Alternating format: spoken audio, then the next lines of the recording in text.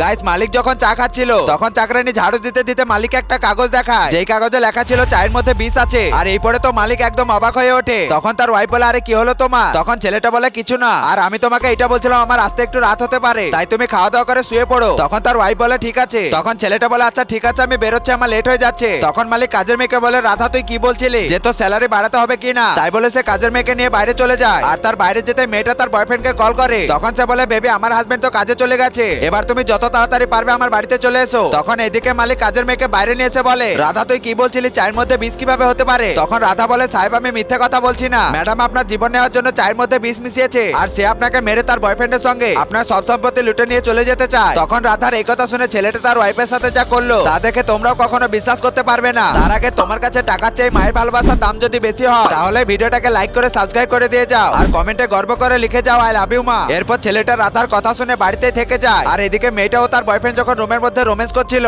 তখনই মেয়েটার হাজবেন্ড তাদের দুজনকে হাতে নাতে ধরে ফেলে।